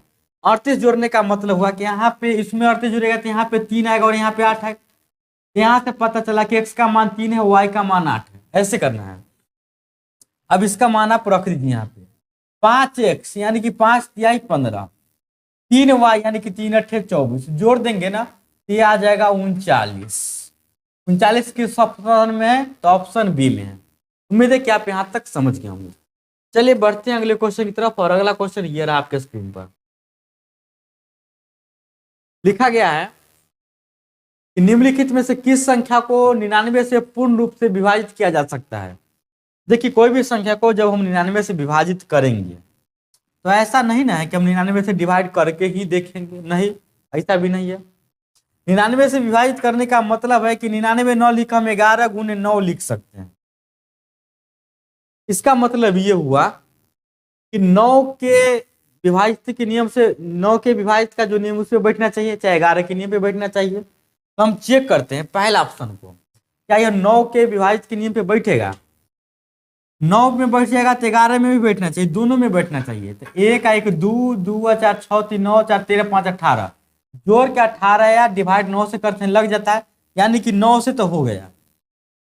उसके बाद आप 11 से चेक करेंगे। तो 11 से चेक करने के लिए हम क्या करते हैं कि जो लिखा गया है 1 1 4 3 4 5, इसको हम चेक करते हैं। इसको हम चेक कैसे करते हैं? एक एक छोड़ के, ऐसे ऐसे इस सबको आपस में ऐड कीजिए तो 5 और 3 8 1 9, यानी कि ये वाला जोड़ के आया 9। कितना आया? ये वाला जोड़ के, तो ये वाला जोड़ के आया 9। उसके बाद इसको चेक करते हैं ऐसे, जो बच गया ऐसे ऐसे, कितना आएगा? 4 4 8 1 9, दोनों समान है ना, इसका मतलब है 11 से भी लग जाएगा। अब पहला ऑप्शन ही है जो 9 और 11 दोनों से लगता है, यानी कि 99 से लग जाएगा। ऑप्शन है सही। बाकी को यदि आप चेक करेंगे तो 9 से लग जाएगा लेकिन 11 से नहीं लगेगा, यदि 11 से लग जाएगा तो 9 से नहीं लगेगा। आप आगे चेक कर लेंगे, ठीक है। तो चलिए बढ़ते हैं अगले क्वेश्चन की तरफ, और अगला क्वेश्चन ये रहा आपके स्क्रीन पर। लिखा गया है कि एक संख्या के 2 गुने और 42 के 3 गुने का योग 238 है। तो संख्या के 3 गुना और 42 का 2 गुना का योग कितना हो? इतना आसान क्वेश्चन है। एक संख्या का 2 गुना, तो संख्या पता नहीं तो x मान लेते हैं, और x का 2 गुना यानी कि 2x, और 42 के 3 गुना यानी कि 126, इसका योग 238 है। यहाँ से आप x का मान निकाल लीजिए। तो 2x बराबर कितना हो जाएगा? 238 में से 126 घटाएंगे यानी कि 112 आ जाएगा। यहाँ से x का मान आपको आ जाएगा 61। बोला क्या गया है कि संख्या के 3 गुना, अब संख्या के 3 गुना करना है तो 61 को 3 गुना करेंगे तो 183, तो संख्या के 3 गुना यानी कि 183 में जोड़ना है 42 के 2 गुना यानी कि 84। इसको यदि आप जोड़ेंगे तो 4 और 3 7 8 8 16 1 2 267, लेकिन 267 यहाँ पे है नहीं। अच्छा गलती कर दिए, हम गलती कर दिए। यहाँ पे x बराबर 61 नहीं बल्कि 56 आना चाहिए, 56। तो 56 का 3 गुना कितना होता है? 50 से 150 36 18 यानी कि 168। 168 में कितना जोड़ना है आपको? 84। 8 4 12 के 2 हासिल 1, 8 14 1 15 1 1 2 252। किस ऑप्शन में है? तो ऑप्शन डी में है। छोटा मोटा गलती होते रहता है। चलिए बढ़ते हैं अगले क्वेश्चन की तरफ। आप गलती नहीं करेंगे, ठीक है। यहाँ पे मिस्टेक हो गया था, इसके लिए हम माफी चाहेंगे। चलिए बढ़ते हैं अगले क्वेश्चन की तरफ, और अगला क्वेश्चन ये रहा आपके स्क्रीन पर। देखिए लिखा गया है कि 5 के पावर 3 प्लस 6 के पावर 3 पावर क्यूब और डॉट डॉट डॉट 10 के पावर क्यूब, इसका योगफल बताना है। तो आप यही बात कहिएगा हमको, सर हम ये बात तो जानते हैं, 1 का क्यूब प्लस 2 का क्यूब प्लस 3 का cube plus dot dot dot dot plus n का क्यूब रहता है। तो इसका फॉर्मूला हमको पता है। इसका जो सूत्र होता है ना, वो n into n plus 1 divide 2 इसका होल स्क्वायर डिवाइड 2 होता है। इसका मान आपको पता है, लेकिन ये तो 1 से स्टार्ट नहीं हो रहा है, ये तो 5 से स्टार्ट हो रहा है। तो हम क्या करेंगे, ऐसा दिमाग लगा सकते हैं, जो ये स्टार्ट हो रहा है ना, ये 5 के पावर 3 प्लस 6 के power 3 plus dot dot dot plus 10 के पावर 3 तक जाता है। तो इधर अपना मन से हम जोड़ लेते हैं, प्लस 4 के power 3 plus dot dot dot dot plus 1 के पावर 3 1 क्यूब। इसमें हम क्या करेंगे कि हम यहां से लेकर यहां तक का योगफल तो निकाल ही लेंगे आराम से। अगर आप यहां से लेकर यहां तक का योगफल निकाल लेते हैं तो उसमें ये सब घटाना पड़ेगा, तो निकालिए। यहां से लेकर यहां तक का निकालिएगा तो 10 गुने 11 इसका होल स्क्वायर डिवाइड 2, इतना यहां से लेकर यहां तक आएगा। इसमें से आप माइनस करेंगे यहां से लेकर यहां तक का, यानी कि 4 गुने 5 का होल स्क्वायर डिवाइड 2। अब देखिए आप कर लेंगे इतना काम। क्या करेंगे, क्या आप इसको काट देंगे आप 5 मरतबे, तो 55 का स्क्वायर, तो 55 का स्क्वायर कितना होता है? 5 25 6 25 30, 3025 माइनस इसको इससे काट देंगे, 2 मरतबे 2 पचे 10, 10 का स्क्वायर यानी कि 100, माइनस करेंगे तो 29 25 आएगा, यानी कि 29 25 आपका सही जवाब है ऑप्शन नंबर डी में। बस इतना ही करना था, आपको यह भटकाने के लिए दिया गया था, लेकिन आप सुलझा देंगे मामला को, अपना मन से जोड़ेंगे तो अपना मन से घटा भी देंगे, बात खत्म। उम्मीद है कि आप ये समझिए होंगे। चलिए बढ़ते हैं अगले क्वेश्चन की तरफ, और अगला क्वेश्चन ये रहा आपके स्क्रीन पर। क्वेश्चन है कि दो संख्याओं का मौसा 8 है, तब निम्नलिखित में से कौन सी संख्या ऐसी है जो उनका लॉग नहीं हो सकता है। क्वेश्चन लॉजिकल है। देखिए, आपको हम दो संख्या पूछते हैं, हम बोले कि 8 लिखे 4 लिखे, नहीं 4 क्या, हम इसको 8 4 नहीं, हम इसको 8 12 बनाए थे ताकि आप एलसीएम जल्दी निकालेंगे। उसका आप फर्स्ट निकाले थे, इसका थोड़ा प्लेट से निकालिएगा। एक लिए 8 8 नहीं लेते हैं, इधर लेते हैं 12 और एक लेते हैं 18। अब यदि आपको से हम पूछे कि इसका एलसीएम कितना होगा, एलसीएम, तो बोले कि सर इसका एलसीएम तो हो जाएगा 24। अगर एचसीएफ की बात करें तो एचसीएफ कितना होगा, तो बोले कि एचसीएफ 4, निकालने के बाद मुजबानी निकालने का आपको हम बताएंगे। इसका एलसीएम कितना होगा, बोले कि इसका एलसीएम 36। एचसीएफ कितना होगा, बोलिएगा 6। अब आप देखिए एलसीएम और एचसीएफ में क्या रिश्ता है। एलसीएम के पहाड़ा में ये आएगा, 4 के पहाड़ा में 24 आएगा, 6 के पहाड़ा में 24 आएगा, यानी कि एलसीएम और एचसीएफ का रिश्ता ये होता है कि एचसीएफ का जो टेबल होगा ना उसको हम पढ़ेंगे ना तो एलसीएम कहीं ना कहीं मिलना तय है। आपको एचसीएफ 8 दिल है, 8 के पहाड़ा में जो आ गया वो एलसीएम होगा, और जो नहीं आया वो एलसीएम नहीं होगा। 8 के पहाड़ा में 24 आ रहा है, बोले हाँ आ रहा है तो ये होगा। 48 आएगा तो हाँ होगा, 56 भी होगा, 60 नहीं होगा, 8 के पहाड़ा में नहीं आता है, यानी कि यही सही जवाब है, ऐसा नहीं हो सकता। उम्मीद है कि आप समझ गए होंगे। चलिए बढ़ते हैं अगले क्वेश्चन की तरफ, और अगले क्वेश्चन ये रहा आपके स्क्रीन पर। लिखा गया है कि यदि m का 10% n के 20% के बराबर है तो m n किसके बराबर होगा, अनुपात में बताना है इसको। m का 10%, m का 10%, m गुने 10% बराबर होगा n का 20%, यानी कि n का 20%।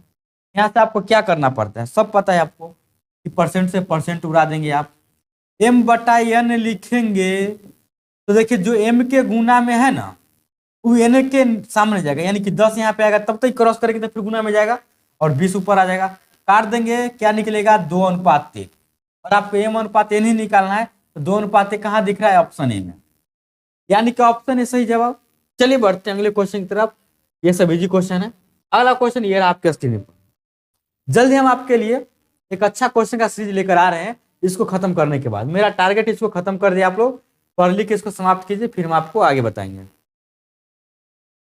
24.2 और 7.2 के बीच का मध्य अनुपात और 2.8 और 4.2 के तृतीय अनुपात का अनुपात निकालना है। मतलब कि 24.2 लिखिएगा, कॉमा 7.2 लिखिएगा, इसका निकालना है आपको मध्य अनुपात। इसका क्या निकालना है, मध्य अनुपात, इतना ही लिखते हैं। और इसका निकालना है आपको तृतीय अनुपात, इधर निकालना है आपको तृतीय। तृतीय अनुपात किसका निकालना है, 2.8, 4.2, तब जाके जो दोनों आएगा ना उसमें से दोनों का हम फिर से अनुपात निकालेंगे। तो पहले तो इसका मध्य अनुपात निकालिए। तो मध्य अनुपात आपको निकालने आता होगा, मध्य में निकालना है, यानी कि मध्य वाला को मानना पड़ेगा, बीच वाला को यानी कि यहाँ पे आप x मानेंगे। अब क्या करते हैं कि आप इसी को दोहरा देते हैं, तो आप डायरेक्ट दोहराने के बाद इसे लिखिए कि 24.2 अनुपात ये वाला x यहाँ रहेगा, समान अनुपात x अनुपात 7.2। यहाँ से आप डायरेक्ट x² निकालते हैं, नजदीक वाला को नजदीक से, दूर वाला को दूर से गुना कीजिएगा, ये 7.2 गुने 24.2 आ जाएगा।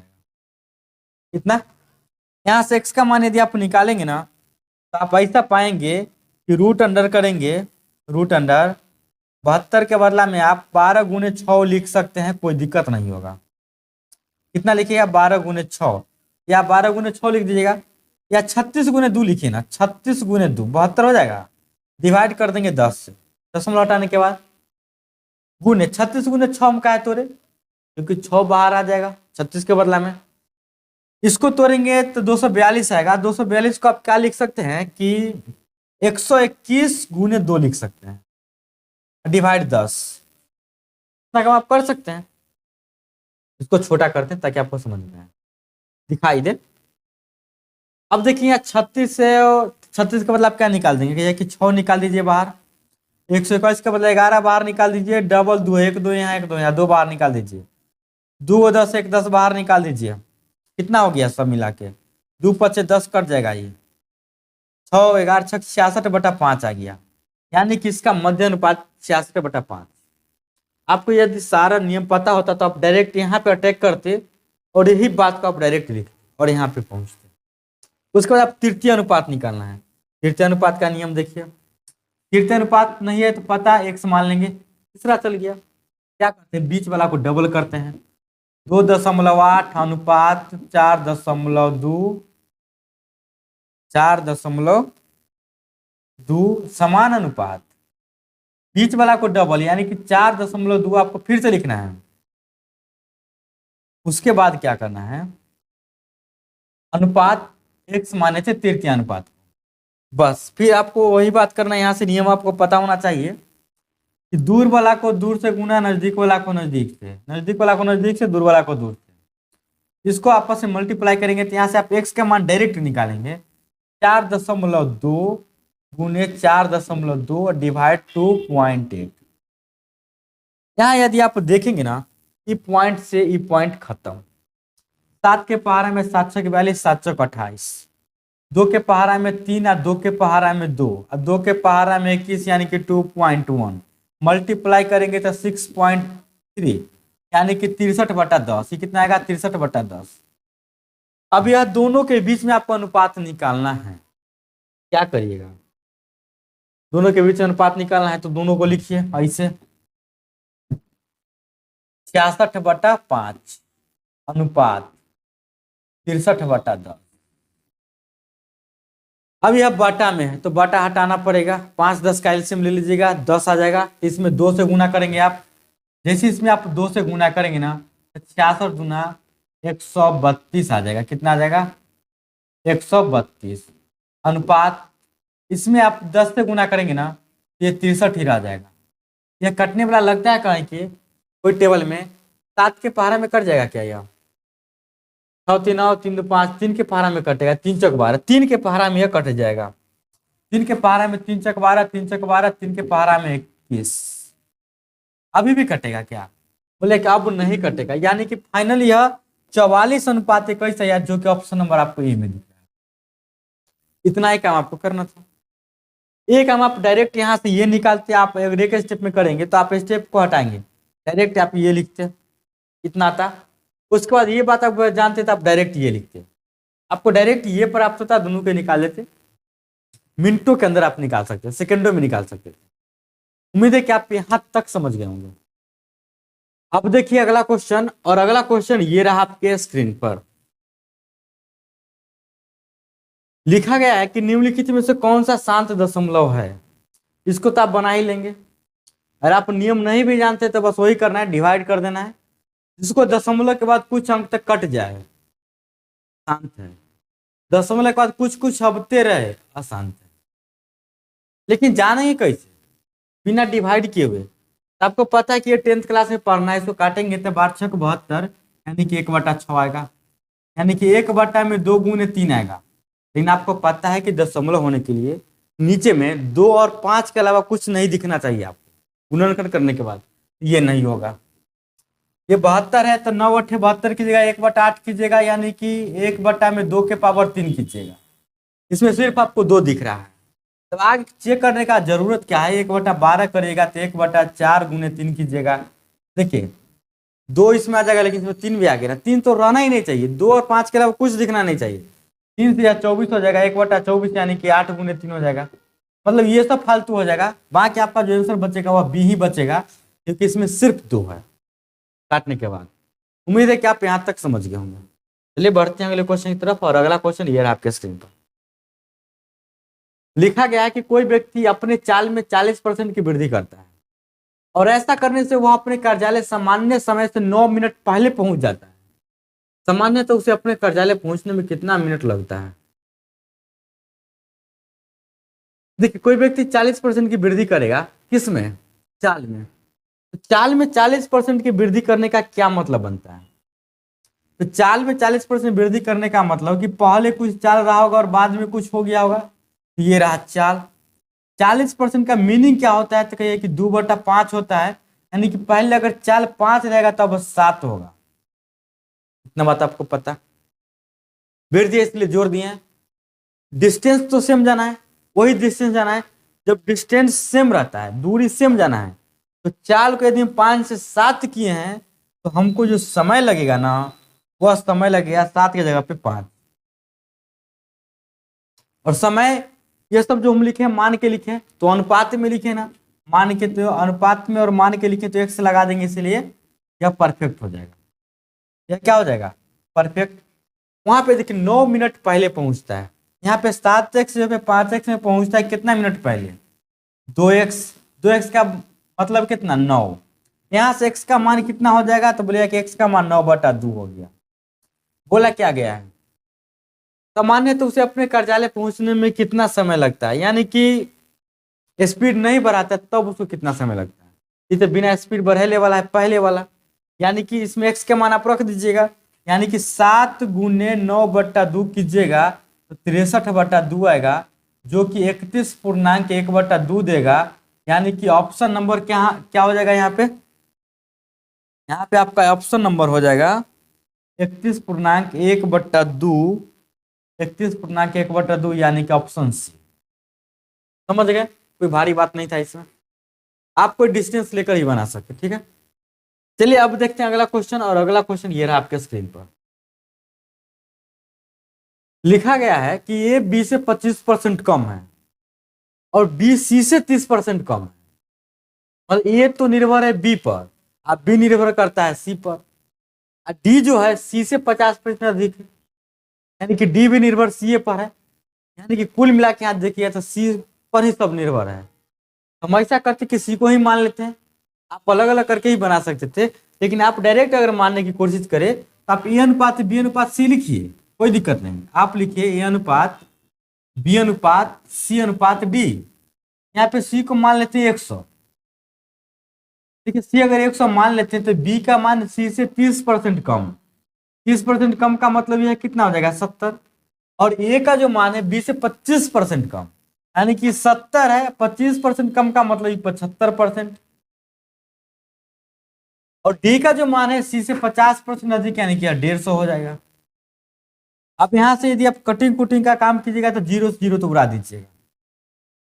5 के पहाड़ा में आप काट दीजिएगा 15 मरतबे, 5 के पहाड़ा में 2 मरतबे, लेकिन अभी 2 में हो गया, 2 तो बचेगा नहीं, कटेगा नहीं। जब नहीं कटेगा तो आपको घबराना नहीं है, करना क्या है? 15 सत्ते 105 लिख लीजिए, सब में 2 से गुना करते चल जाइए। उनमें 2 से इसमें गुना करेंगे तो 2 से 2 कट जाएगा, यहाँ तो कोई फर्क नहीं पड़ेगा। इसमें गुना करेंगे तो 140 कहलाएगा, इसमें करेंगे तो 200 कहलाएगा, इसमें करेंगे तो 300 कहलाएगा। यह अभी भी कटेगा किसी टेबल में? बोले कि हाँ अभी भी यह कटेगा, काट दीजिए। 5 के टेबल में 5 के पहाड़ा में 21, 5 के पहाड़ा में 28, 5 के पहाड़ा में 40, 5 के पहाड़ा में 60, यानी कि अब इस अनुपात में आ गया, कोई दिक्कत नहीं। अब देखिए अनुपात में है तो आपको पता होना चाहिए कि जब अनुपात में रहता है तो सब में एक्स लगा हुआ रहता है, तब ये परफेक्ट होता है। क्वेश्चन में दिया गया है कि ए और सी के बीच का अंतर 250 है। तो आप यहाँ पे गौर देखिए, गौर से देखिए कि ये रहा ए और ये रहा सी, इसके बीच का अंतर कितना है? बोलिए कि 19। इसके बीच का अंतर 19 है, यानी कि 19 एक्स है और उसमें है 250। इसका मतलब क्या हुआ कि एक्स का मान आप यहां से निकाल लेंगे। क्या करेंगे कि 285/19 लिख देंगे, यह कटने वाला है तो अभी काट लीजिए। तो 19 से कम 19, अब बच गया 9 5, लग जाएगा। यह कट के बाद आएगा 19 से कम 19, अब बच गया 9 5 19 5 95, एक्स का मान आ गया 15। तो बोला है कि b का 1/3, इसका मान होता है 1/3, इसका मान कितना होता है? 1/3। तो b का 33.1/3 कितना होगा? तो b यहाँ पे कितना है? तो b है 28x, यानी कि 28 गुने 15 होगा। लेकिन इसको 28 × 15 तो बताना नहीं है, इसका 1/3 ही बताना है। 1/3, 3 से काट देंगे, या 5 मरतबे 28 5 हो जाता है 140, यानी कि ऑप्शन नंबर ए सही जवाब। उम्मीद है कि आप समझ गए होंगे। किताब से यह सब बिल्कुल डिफरेंट हम बताएंगे, ठीक है। किताब वाला बात नहीं सीखेंगे, नहीं तो बहुत टाइम लग जाएगा आपको करने में। नेक्स्ट लिखा गया है कि दिए गए आंकड़ों के प्रास और माध्यिका का माध्य ज्ञात कीजिए। मतलब आपको प्रास भी निकालना है, इसका माध्यिका भी निकालना है, और तब उसका माध्य निकालना है। देखिए माध्यिका निकालना है तो आपको पता होना चाहिए कि माध्यिका निकालने के लिए हम क्या करते हैं। माध्यिका निकालने के लिए आप करेंगे, सबसे पहले इसको आरोही क्रम में सजाएंगे छोटा से बड़ा की तरफ, और प्रास निकालने के लिए भी वही किया जाता है, ताकि आपको सबसे छोटा सबसे बड़ा पता चल जाए। बताएंगे कि प्रास का मतलब क्या होता है, इसको इंग्लिश में रेंज बोला जाता है, और सबको पता हो कि रेंज बराबर बड़का में से छोटका घटाते हैं। तो सबसे पहले तो इसको हम आरोही क्रम में सजाते हैं। इसमें सबसे छोटका कौन होगा? अगर सबसे छोटका की बात करें तो 5 है, तो इसमें लिख दिए 5। देखिए ए लिख दिए तो इसको हम काट देंगे। 5 के बाद क्या आना चाहिए? तो 5 के बाद 6 कहीं पे है बोलिएगा ना, 5 के बाद 6 तो है ही नहीं।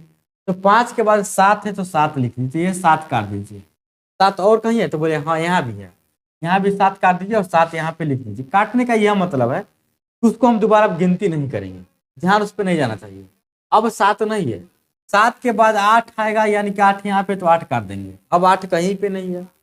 8 के बाद 9 आएगा तो 9 काट देंगे, यहाँ भी यहाँ भी, 2 जगह काट दिए तो 2 9 लिख दिए। अब 9 नहीं है। 9 के बाद 10 है तो 10 एक ही जगह है तो यहाँ काट दिए। उसके बाद 11 2 जगह है तो 11 काट देंगे और यहाँ पे डबल 11 लिख देंगे। 11 के बाद 12 आना चाहिए, लेकिन 12 कहीं पे नहीं है। 12 के बाद डायरेक्ट 13 है तो हम 13 काट के यहाँ पे 13 लिख देते हैं।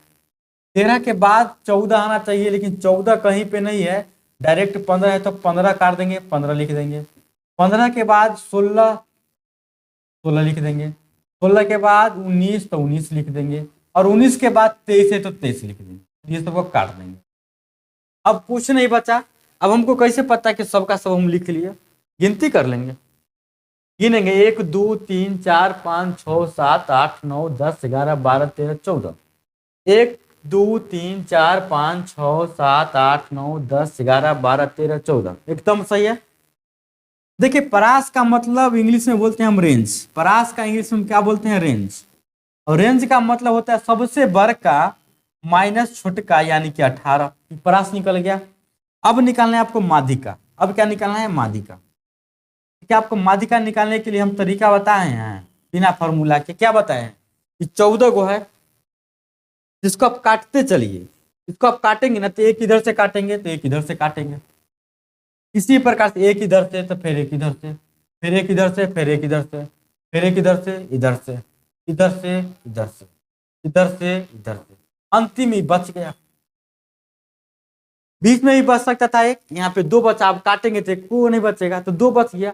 अब माध्यिका में निकालने के लिए क्या करते हैं? जो बचता है ना, इसको जोड़ के 2 से भाग, यानी कि 10 + 11 21/2, ये हो गया आपका माध्यिका।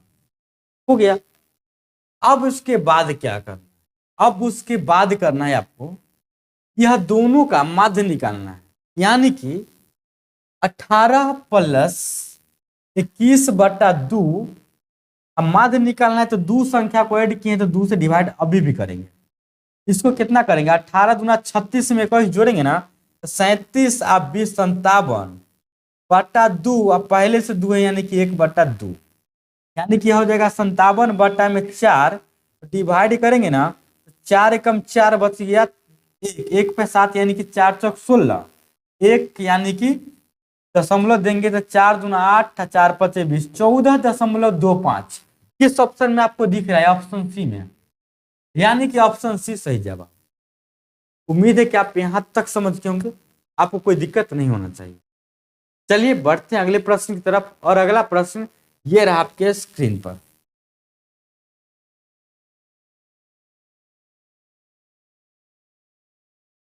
लिखा गया है ए, बी और सी का औसत डी से 8 कम है। यदि ए, बी और सी डी का औसत 42 है तो 3D - 2 और D + 5 ज्ञात करना है। बस कुछ नहीं करना है। ए बी सी का जो औसत होगा ना, डी से 8 कम, यानी कि A + B + C, जब भी औसत जानेंगे पढ़ने में आएगा तो हम उसका योगफल निकालेंगे। औसत का काम है योगफल निकलवाना। क्वेश्चन के में ए प्लस बी प्लस सी, इसका जो औसत होगा ना डी से 8 कम, डी माइनस 8 कम, यह औसत है इसका। इस सबका योगफल कितना होगा? तो बोलिए कि 3 से गुना कर दीजिए, योगफल आ जाएगा, क्योंकि 3 संख्या है। यानी कि ए प्लस बी प्लस सी बराबर आपको पता चला 3d माइनस 24 होगा। उसके बाद लिखा गया कि A plus B plus C plus D का औसत दिया गया है, यानी कि A plus B plus C plus D, इसका औसत 42 है। क्या वो संख्या 1 2 3 4, 4 से गुना कर देंगे योगफल आ जाएगा, 4 दूना 8 4 चौक 16 168 आ गया। अब यहाँ से आपको पता होना चाहिए कि ए प्लस बी प्लस सी के बदले आप 3d माइनस 24 लिख सकते हैं, यानी कि यहाँ लिखिएगा 3d माइनस 24 आप प्लस में डी बराबर 168। यहाँ से 3d और 1d कितना हो जाएगा 4d, और ये 24 उधर चल जाएगा ना, 67 4 72 10 92, यानी कि 192 हो जाएगा। और यहाँ से d का मान आपको 4 चौक 16 4 8 32 38 आ जाएगा, सॉरी 38 नहीं 48। अब आपको क्या करना है कि 3d माइनस 2 और d प्लस 5 का औसत निकालना है।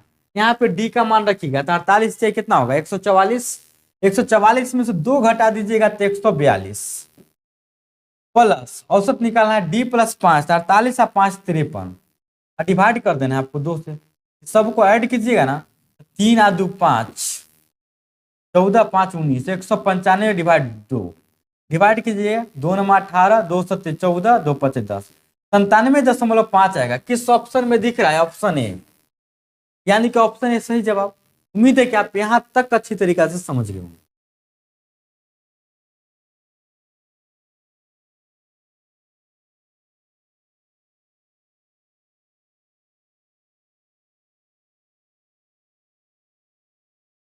अब चलिए बढ़ते हैं अगले क्वेश्चन की तरफ, और अगला क्वेश्चन ये रहा आपके स्क्रीन पर।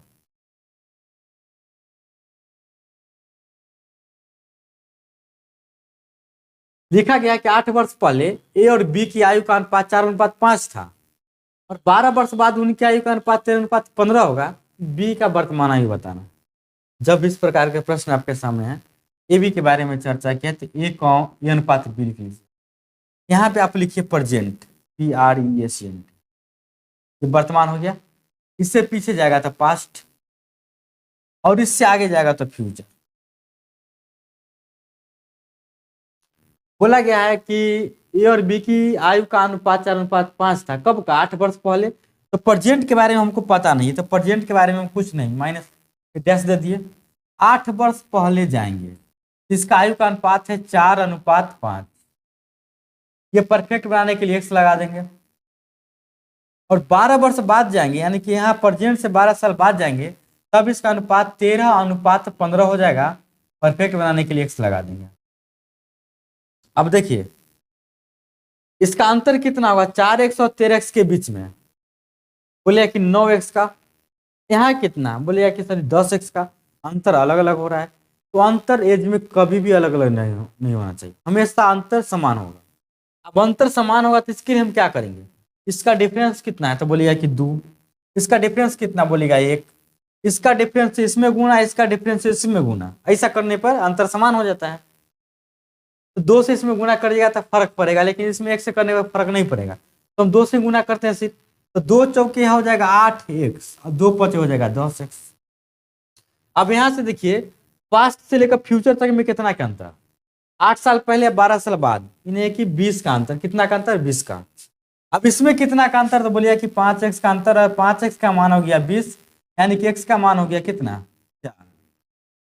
बोला है कि b का वर्तमान आयु ज्ञात करने, तो b का वर्तमान आयु, तो b का 8 साल पहले का आयु 10x है, यानी कि 10 चौका 40 है पहले का, 8 साल पहले का।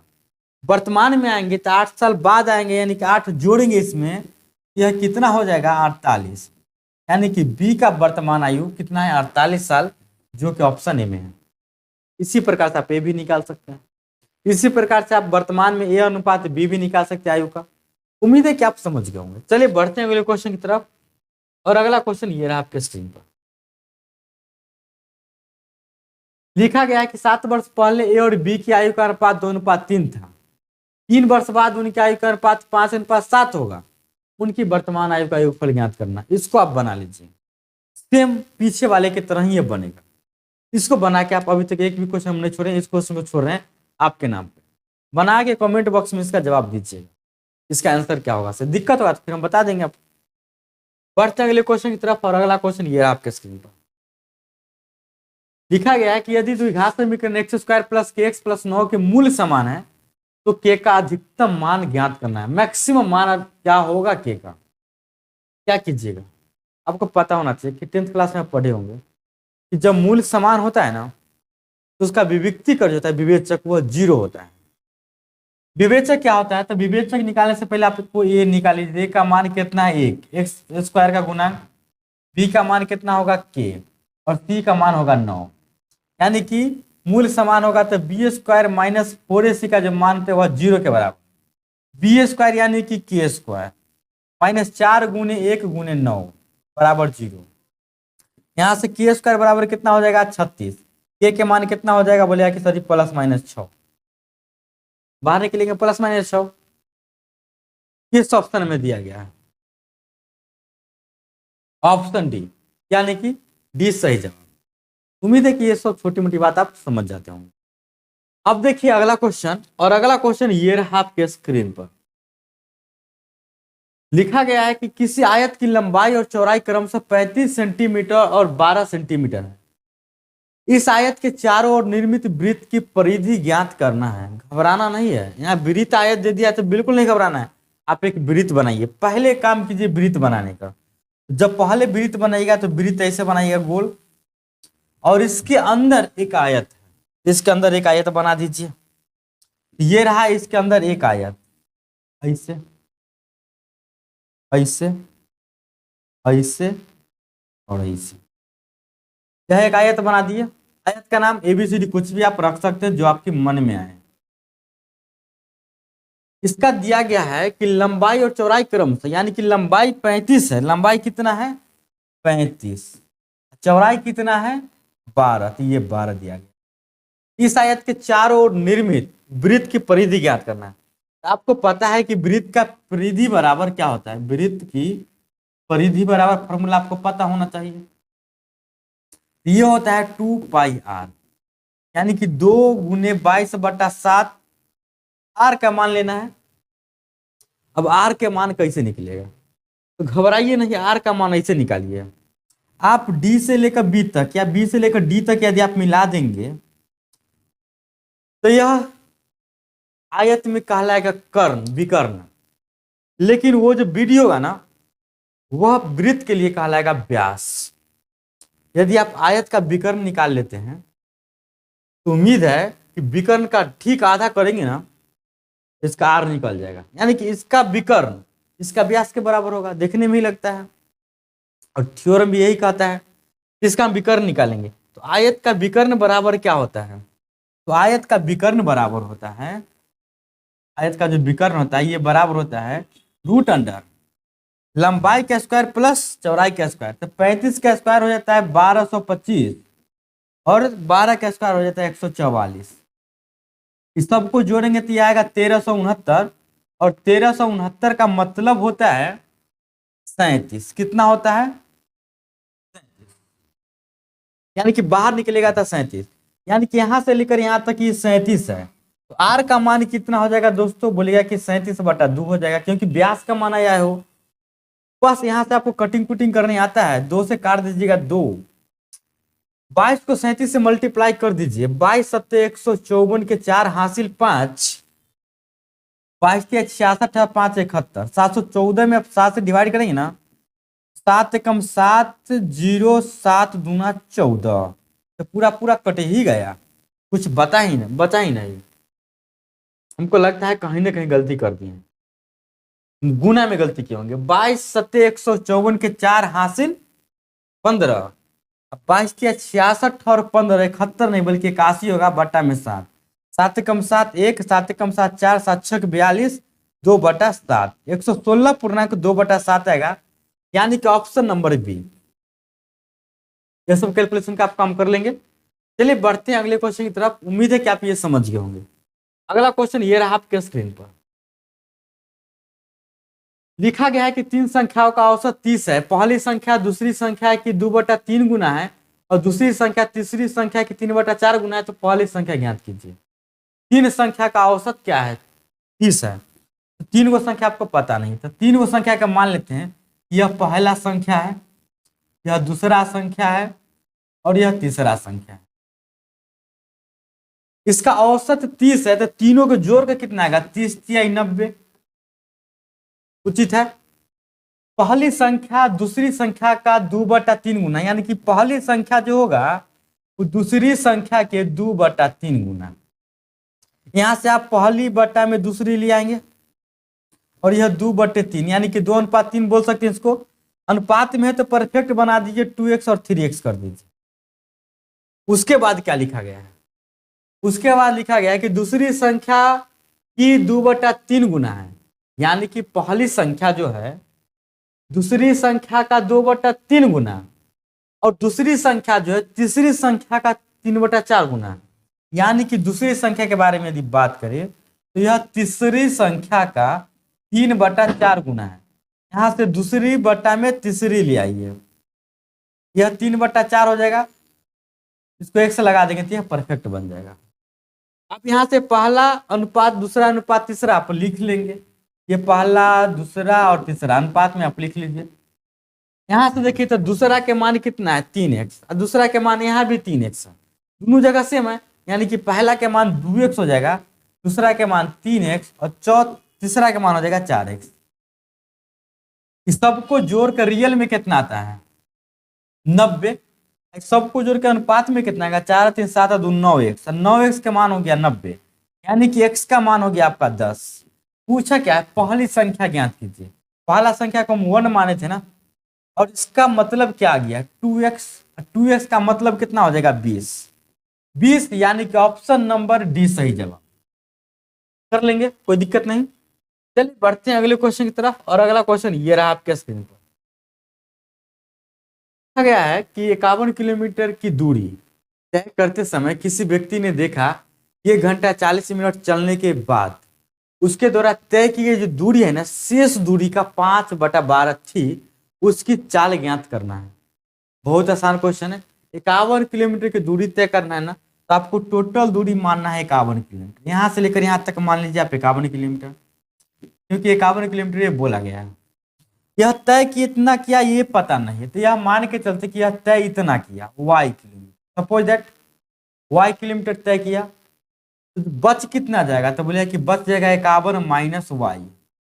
कोई दिक्कत नहीं। लेकिन टाइम कितना लेता है y दूरी तय करने में? तो y दूरी तय करने में लेता है 1 घंटा 40 मिनट, यानी कि 1 घंटा 40 मिनट, यानी कि 40/60 इसे लिख सकते हैं डायरेक्ट आप। 20 दूना 40 20 3 60, यानी कि आप 3 एकम 3 2 5/3 घंटा आप लिख सकते हैं। घंटा में बदल इस सबको। जो दूरी तय किया था, ये जो दूरी तय किया था, शेष का 5/12 था। शेष कितना बचा? 51 माइनस वाई, यानी कि शेष का, यानी कि 51 माइनस वाई का 5/12 था जो दूरी तय किया गया था। यानी दूरी तय किया गया था वाई। अब इसको आप यहां से हल करेंगे ना, 5 से गुना करेंगे तो 5 कम 5 5 25, 255 माइनस 5y बराबर 12y हो जाएगा। यहां से 17y बराबर हो जाएगा 255, और यहां से y का मान निकालेंगे तो 17 कम 17 17 5 85, y का मान 15 आ जाएगा। यानी कि आपने जो दूरी तय किया वह किया 15 किलोमीटर। पूछा कि चाल ज्ञात करना है, तो चाल बराबर क्या फॉर्मूला होता है?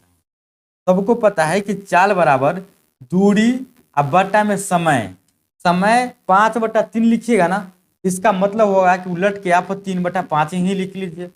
5 से 15 काटेंगे यानी कि 9, यानी कि ऑप्शन डी सही जवाब। उम्मीद है कि आप यहां तक समझ गए होंगे।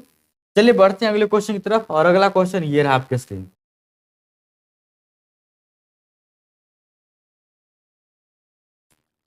देखिए लिखा गया है कि दिया गया पाई चार्ट किसी विशेष वर्ष के दौरान किसी देश द्वारा विभिन्न खेलों पर किए गए व्यय को दर्शाता है। पाई चार्ट का अध्ययन करें और नीचे दिए गए प्रश्न का उत्तर दीजिए। यदि वर्ष में खेल पर खर्च की गई कुल राशि 4.2 करोड़ थी, यदि वर्ष में खेल पर, यानी कि टोटल खेल पर टोटल 4.2 करोड़ खर्च होता है। तो फुटबॉल और हॉकी पर एक साथ खर्च की कुल राशि क्या है, यानी कि आपको इसके बारे में पूछ रहा है, फुटबॉल और हॉकी इस पर कितना खर्च किया। इस सबको यदि आप डिग्री में ऐड कीजिएगा, कन्फर्म 360 डिग्री पूरेगा, तो 360 डिग्री बराबर आपको आया कितना, टोटल हो गया 360 डिग्री, और खर्च कितना करे टोटल 4.2 करोड़, यानी कि 4.2 करोड़।